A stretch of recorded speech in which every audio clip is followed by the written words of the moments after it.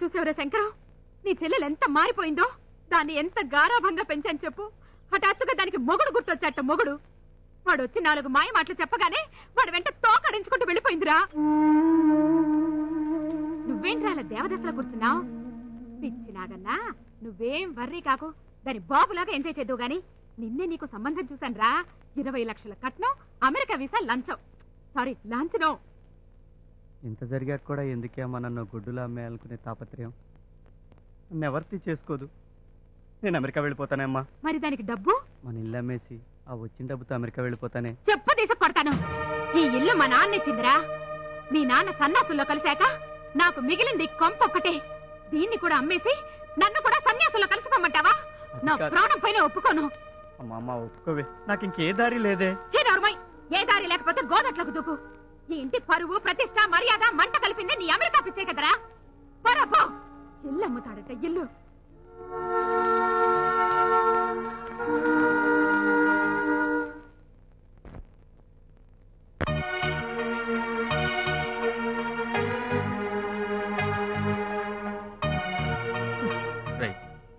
ఊరుకోరా, బాధపడకు.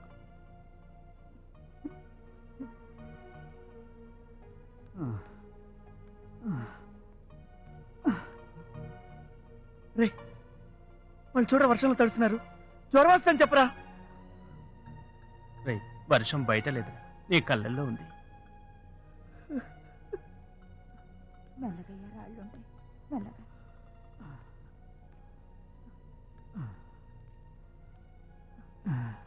ఒరే మనవడా, నెల రోజుల నుంచి నిన్ను చూస్తుంటే నా కడుపు తరుక్కుపోతుందిరా.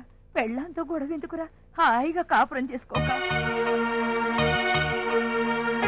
అవునరా, కొడుకులు ఆస్తులు పంచుకొని అనుబంధాలు తెంచుకొని వేరే కాపురాలంటూ గుండెల మీద తంతారు. కూతుళ్ళేమో అందినంత దోచుకొని అత్తారిళ్ళకి హాయిగా వెళ్ళిపోతారు. కాని ఊపిరాగిపోయేదాకా నీతో నీడలా నీ వెంటే ఉండేది నీ అర్థంగి ఒక్కరితేరా. భార్య అంటే భారం కాదురా, బ్రతుకులో భాగం. పక్షవాతంతో నా కాలు పడిపోయినా చేతికర్ర కొనుక్కోలేదురా. దీని చేతి ఊతాన్ని ఆసరాగా తీసుకున్నాను. ఇది కూడా నన్ను భుజాన వేసుకుని బరువు అనుకోలేదురా, తన పరువు అనుకుంది. ఆఫ్టర్ ఆల్ ఒక్క కాలే కాదురా, నా అవయవాలన్నీ పోయినా లెక్క చేయను. ఎందుకో తెలుసా, నాలో ఒక భాగంగా కలిసిపోయిన భార్య ఉంది అన్న ఒకే ఒక్క తృప్తి. అర్థం చేసుకోరా, నువ్వేం పోగొట్టుకుంటున్నావు. పదవే, పోదాం. అట్టగేనయ్యా, మెల్లగా.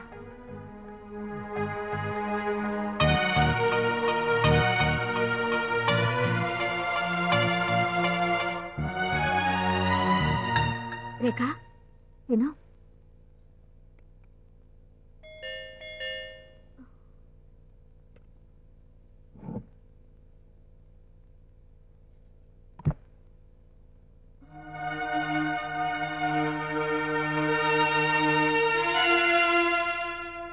నువ్వా?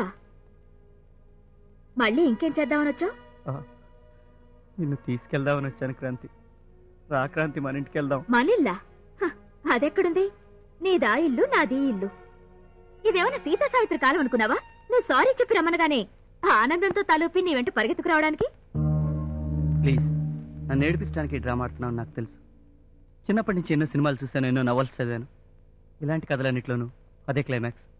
ప్లీజ్ క్రాంతి, ఇంతటితో ఈ నాటకానికి ఫుల్ స్టాప్ పెట్టు. నాటకమా? ఇదేమన్నా సినిమా అనుకున్నావా? జీవితం. అలా క్రాంతి, ప్లీజ్. లైఫ్ అంటే ఏమిటో, వైఫ్ అంటే ఏమిటో ఇప్పుడు పూర్తిగా అర్థమైంది. భార్యాభర్తల్లో ఒకరితోడు ఒకరికి లేకపోతే బ్రతుకు ఎడారవుతుందని తెలుసుకున్నాను. ఏ మొగుడు ఏ పెళ్ళాన్ని టార్చర్ చేయనంత నీచంగా నేను హింస పెట్టాను. I'm extremely sorry Kranthi. నేను ఇప్పుడు రియల్గా రియలైజ్ అయ్యాను. ప్లీజ్ నాతో వచ్చే క్రాంతి. ఎలా రావాలి? ఎలా రావాలి? నాకు క్యారెక్టరే లేదని, ఎవడు డబ్బిస్తే వాడి పక్కలో పడుకుంటానని ఫోటోలు పంచి మరీ ఊరంతా చాటింపేశావుగా. మర్చిపోయావా? ఇప్పుడు మళ్ళీ నీ దగ్గరకొస్తే మనం చేసేది సంసారం అవదు, వ్యభిచారం అవుతుంది. అదంతా నా కంప్యూటర్ బ్రెయిన్ తో క్రియేట్ చేసిన కట్టు కదని నీకు తెలీదా? నాకు తెలుసు. కానీ జనానికి తెలీదుగా. నేను చెప్తాను, కావాలంటే 10 మందిలోకి వచ్చి ఏ తప్పు చేయని నిప్పు నా క్రాంతి అని చెప్పు తీసుకొని నన్ను నేను కొట్టుకొని మరీ చెప్తాను. ఆహా, చెప్తావా? అయితే చెప్పు. అందరికీ బాగానే పెట్టాడు చెవులో పువ్వు. చూడు, నువ్వా మాట వీళ్ళందరికీ గొంతెత్తి మరీ చెప్పు. నేను అప్పుడే చెప్పానా? క్రాంతి, ఎంత కాదనుకున్నా మనది మామూలు సంబంధం కాదు, శాశ్వతమైన పెళ్లి బంధం. పెళ్లి బంధం? అసలు ఆ మాటలకు అర్థం తెలుసా నీకు? Marriage is not for sex, it's a life long companionship. పెళ్ళంటే స్నేహం, ప్రేమ, తోడు, ఓదార్పు, త్యాగం. నీ దగ్గర దొరకనివన్నీ అభినయ్ దగ్గర నాకు దొరికాయి.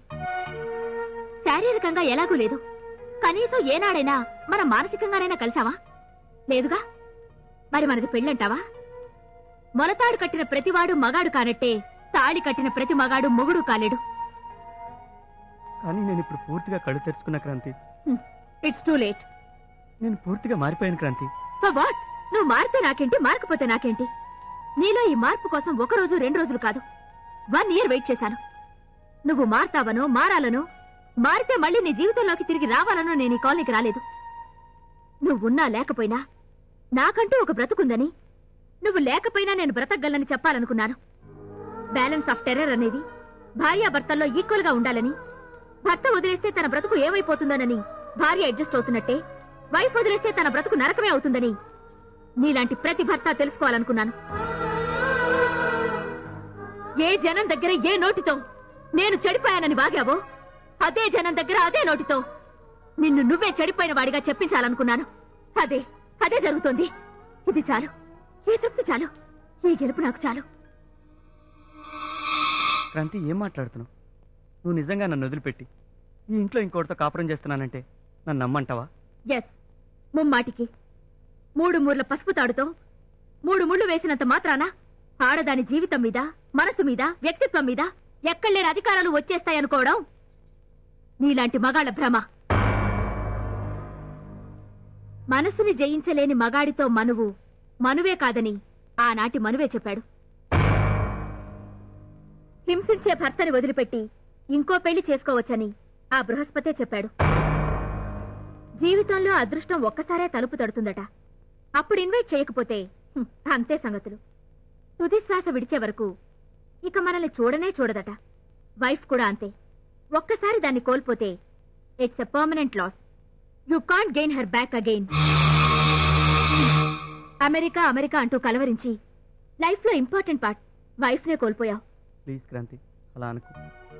నా అనుకున్న వాళ్ళంతా నన్ను మోసం చేశారు. నాకున్న ఒకే ఒక్క దిక్కు నువ్వే. సారీ, నాకంటే తెలివైన వాళ్ళు, అందగత్తెలు, చురుకైన వాళ్ళు ఈ సొసైటీలో చాలా మందున్నారు. నీలో నిజంగానే మార్పు వస్తే ఓ మంచి అమ్మాయిని సెలెక్ట్ చేసుకుని మళ్ళీ పెళ్లి చేసుకో. అట్లీస్ట్ తననైనా జాగ్రత్తగా చూసుకో. ఇది చాలా అన్యాయం. తప్పు ఒప్పుకొని లెంపలేసుకున్న భర్తతో ఏ వైఫ్ ఇలా మాట్లాడదు. Yes, I'm wife 2001, not wife 1900.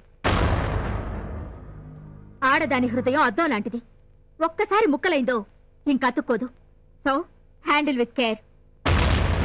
నా గుండె తలుపులు ఎప్పుడో మూసుకుపోయాయి. ఇప్పుడు ఇంటి తలుపులు కూడా మూసేస్తున్నాను. మా ఆయన వచ్చే టైం అయింది. ప్లీజ్.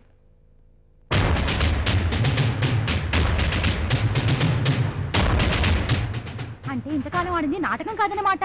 భలే వెరైటీగా ఇచ్చిందే షాక్ ట్రీట్మెంట్. అవును, ఈ కాలం మగాళ్ళకి ఇలాగే బుద్ధి చెప్పాలి.